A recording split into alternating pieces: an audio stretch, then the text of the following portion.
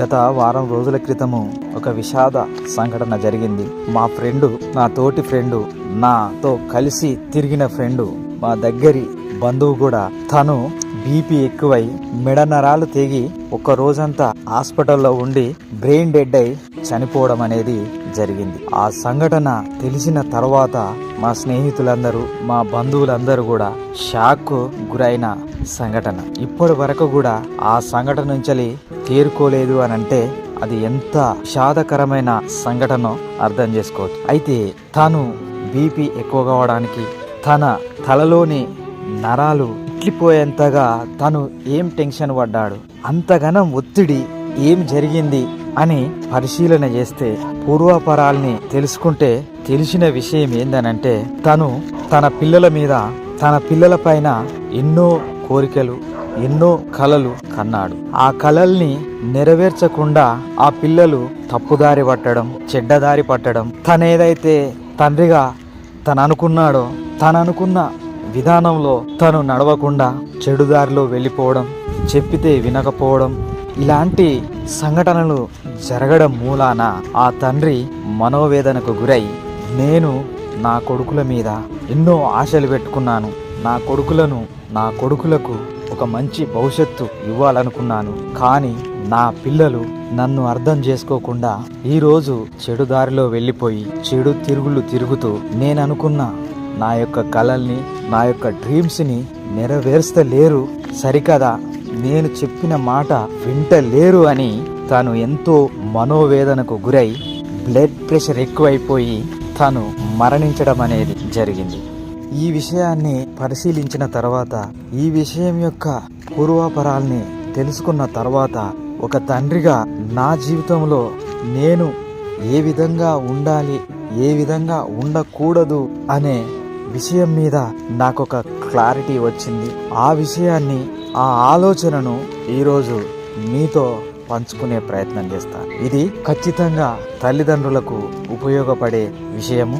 ఎందుకంటే ఒక విషయాన్ని అనుభవపూర్వకంగా అనుభవంలో నుంచి చెప్పితే దానికి ఉన్న విలువ వేరే ఏ విషయాలకు ఉండదు. అదే తెలుసుకొని లేక పుస్తకాల ద్వారా ఎక్కడో ఎవరో చెప్పిన విషయాన్ని చెప్పడం వేరు. కాబట్టి నా ఆలోచనను ఒక్కసారి వినండి. పిల్లల్ని కన్నాం గాని పిల్లల యొక్క రాతల్ని మనం కనలేదు అని చెప్పి ఒక సామెత మనందరికీ తెలిసిందే. పిల్లల్ని కన్నాం గాని పిల్లల యొక్క రాతల్ని మనం కనలేదు, ఆ రాతల్ని కూడా మనం రాయలేదు. మనం అనుకుంటాం మన పిల్లలు ఇలా ఉండాలి, మన పిల్లల్ని ఇలా పెంచాలి, మన పిల్లలు భవిష్యత్తులో ఇలా ఉండాలి అని కలలు కనడంలో తల్లిదండ్రులుగా అది మన బాధ్యత.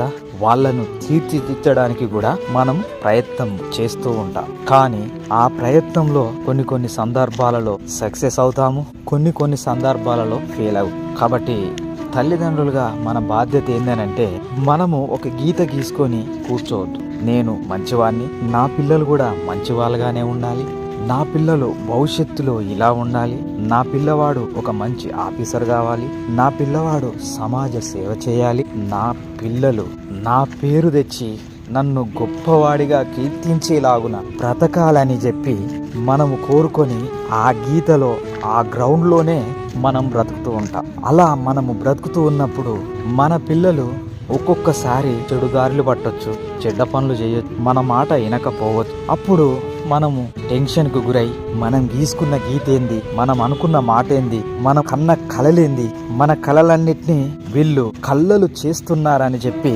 మనకు ఒకంతగా ఉద్వేగం, ఒకంతగా బాధ కలగడం అనేది సహజం. అయితే దీనికి నా యొక్క సొల్యూషన్ ఏంటంటే మనము గీత గీసుకోవడంలో తప్పు లేదు, కానీ ఆ గీతలోనే ఉండి ఆ గీత లోపలనే మనం తిరుగుతూ ఆ గీత దాటకుండా పిల్లల్ని పెంచడం అంటే ఇప్పుడున్న పరిస్థితులలో కుదరని పని. కాబట్టి మనం 100% ప్రయత్నం చేస్తూ ఉన్నాం పిల్లల భవిష్యత్తు బాగుండాలని, పిల్లలు ఒక మంచి ప్రయోజకులు కావాలని. కానీ వాళ్ళు ఆ ప్రయత్నాన్ని వాళ్ళు వినియోగించుకోకుండా చెడుదారులు పట్టుతూ ఉంటే వాళ్ళను సరిచేసే ప్రయత్నం మనం అందరం చేస్తూనే ఉంటాం. అయినా కూడా సరిగానప్పుడు మనం వాళ్ళ సంధాన వాళ్ళని వదిలేయడమే సరైంది. ఇక వాళ్ళు అట్లా చేస్తుర్రని, నేను చెప్తే ఇంటలేరని, నేను ఏదైతే అనుకున్నానో నాలాగా ఉంటలేరని, నా పరువు తీస్తుర్రని, నేను కనలు కన్నా నా కళల్ని ఒమ్ము చేస్తుర్రని చెప్పి మనము వాళ్ళని తిట్టడం, దాంతోపాటు బీపీలు పెంచుకోవడం వలన మన ఆరోగ్యం చెడిపోవడమే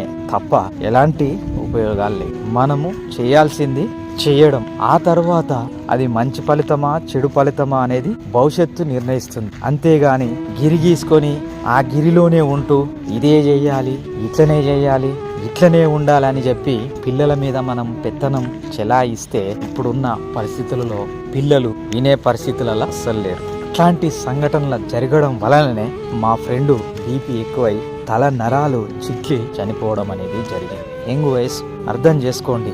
వాళ్లకు చెప్పడం వరకే మన బాధ్యత. వింటే బాగుపడతారు, వినకపోతే వాళ్ళ కర్మ అని వదిలేయాలి తప్ప వాళ్ళ మీద మనం పెత్తనం చేసి వాళ్ళు వినకపోతే మనం కుంగి కుసించి తలనారాలు తెగి గుండె నొప్పి వచ్చి హార్ట్ అటాక్ వచ్చి బీపీలు డౌన్ అయి మన ఆరోగ్యాన్ని ఖరాబ్ చేసుకోవడం అవసరమా? ఏది జరిగేది ఉంటే అది జరుగుతుంది, అది భవిష్యత్తులో నిర్ణయించబడుతుంది. అంతేగాని అనవసరంగా మనం మన పానం మీదకి తెచ్చుకోవద్దు అని యాజ్ ఏ పేరెంట్స్గా, ఒక తండ్రిగా నేను ఈ సోషల్ మీడియా వేదికగా చెప్తా ఉన్నా. అర్థం చేసుకోండి. గీతలు గీయకండి. ఆ గీతలలోనే బ్రతకాలనే సంకల్పాన్ని పక్కకు పెట్టి మనం చేయాల్సిన ప్రయత్నాన్ని 100% చేద్దాం. ఆ ఫలితం అది ఏది వచ్చినా కూడా దాన్ని స్వీకరించే స్థితిలో మనము ఉండేటట్లుగా మన యొక్క ఆలోచనలను, మన యొక్క మనసును, మన యొక్క జీవితాన్ని ముందుకు కొనసాగించడం అనేది అలవాటు చేసుకోవాలి.